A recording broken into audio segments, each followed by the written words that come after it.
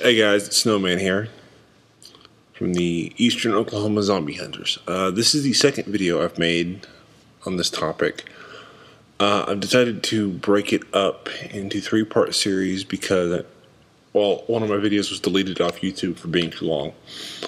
And I can't really cover this topic in 15 minutes. So I'm going to do this one on emergency kits.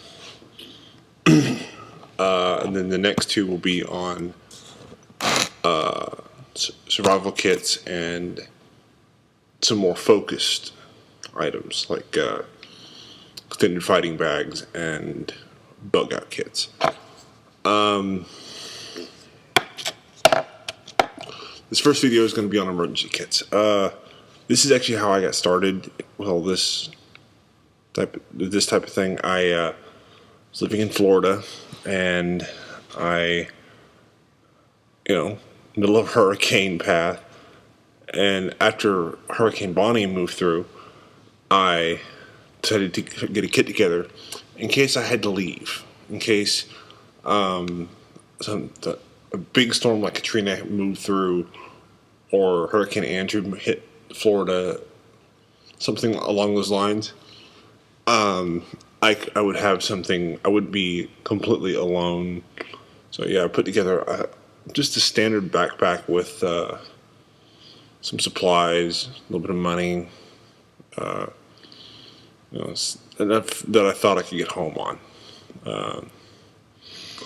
And that's why I started this. Now, what you're thinking is, oh, it's fine and dandy when you live in a major disaster area like Florida.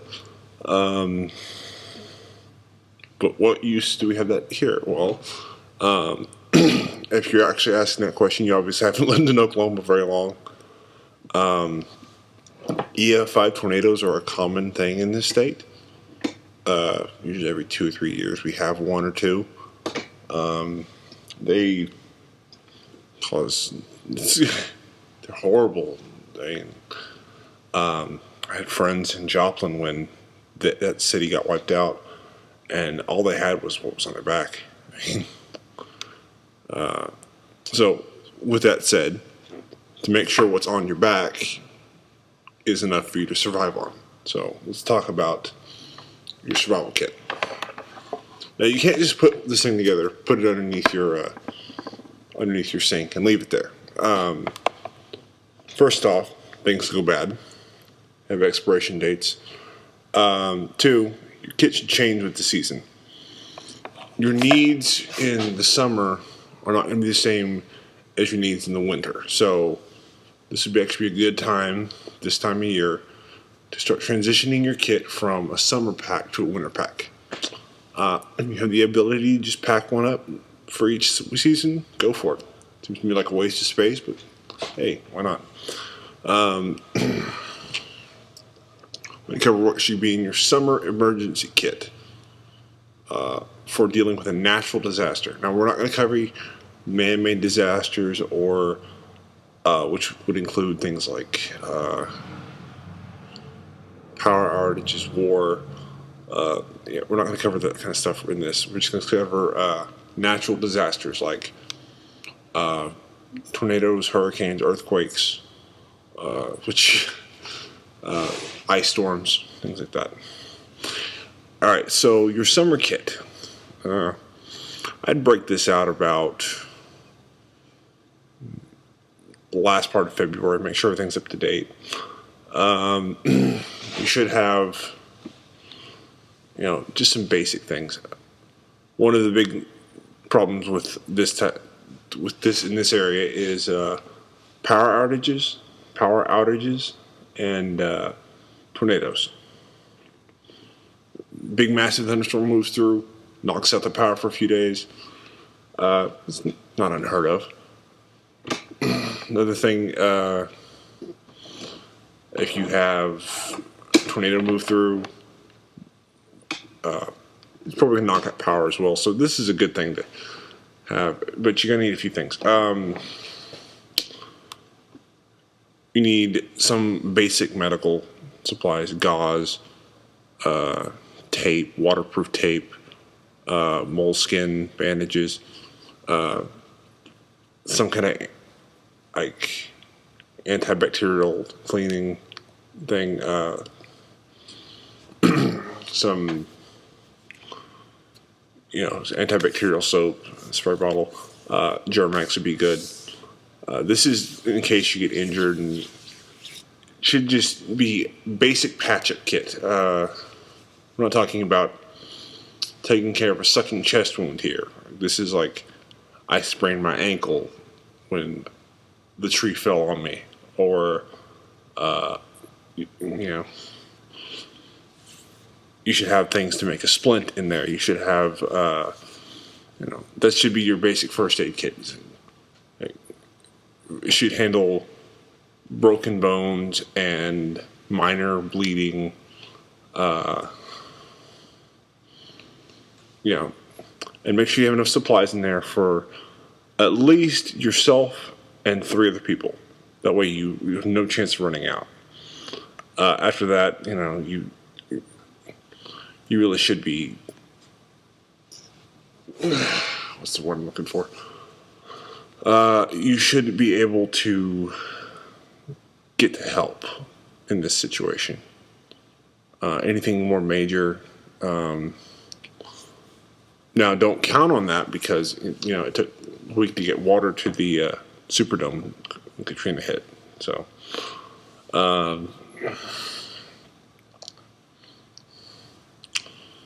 you should have water. That's another thing. You should have water in there for a day and a half. 1.5 liters. You should have,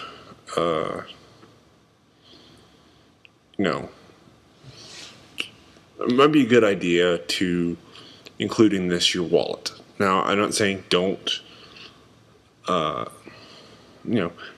about $100. Include $100 for basic needs. Extra set of car keys. If your car is still intact, you can drive it down there.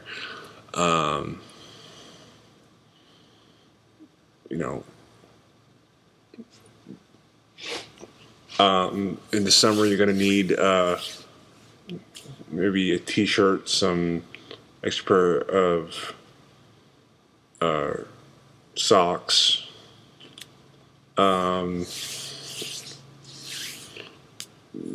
It may be a good idea to carry some ballistic quality goggles.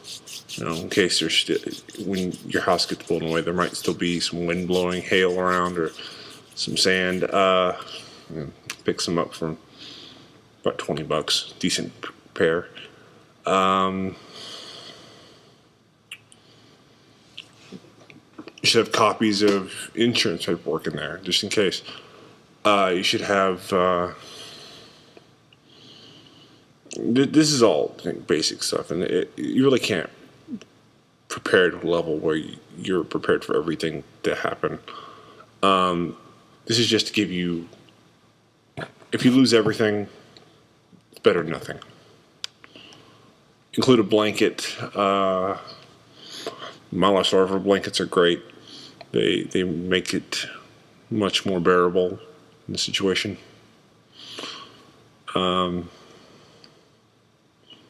It's just, keep the rain off of you. Maybe a poncho.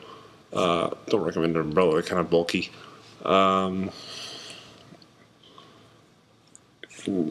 Keep a pair of boots on hand, like waterproof, good quality boots on hand for everyone in your house. If you got kids, make sure they know where your kit's at, all that kind of stuff.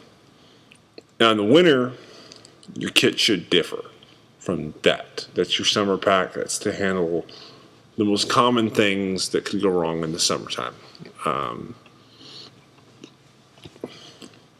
And a lot of the things are the same. You're still going to need water. You're still going to need, your clothes. But in the winter here, we have wonderful ice storms. And if you're like me and my family, we live out in the sticks. Or, Mr. Popshot lives in a major city.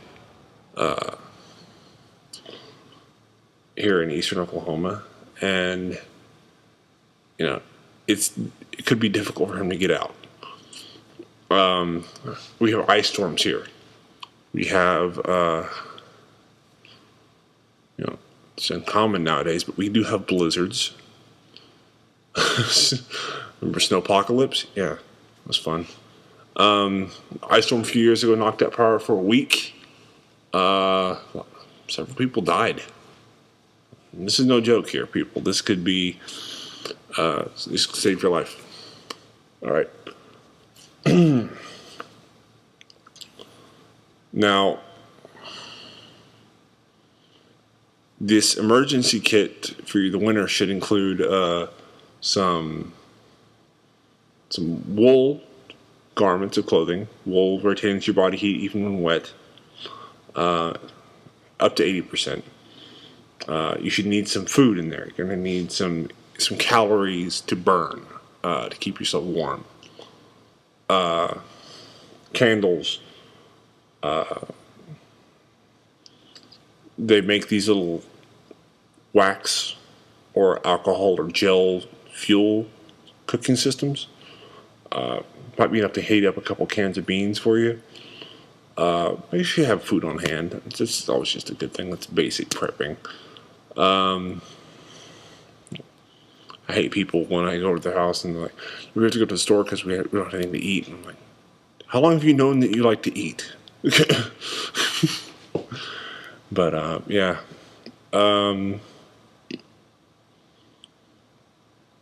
Get you some hot hands. I mean, my God, how many times have I used hot hands?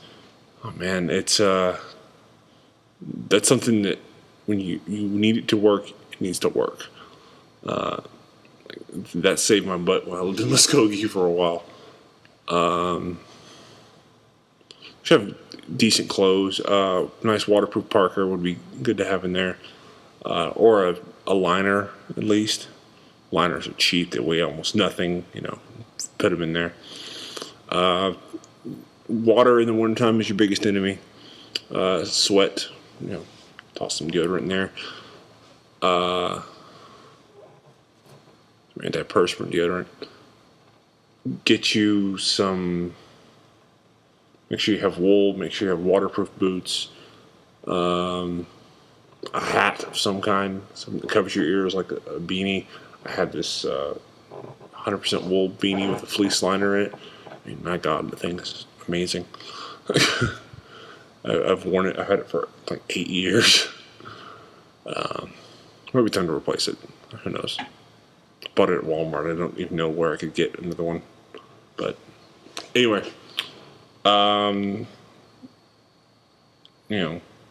flares, something to signal with. The entire premise of this pack is to you build this pack thinking that help is on the way. The ambulance is around the corner. They're restoring power. That's what this is for. This is not something that you are going to survive an extended period on. This should last you 2 days. Maybe a week if you really want to push it. But 2 days is a good starting point.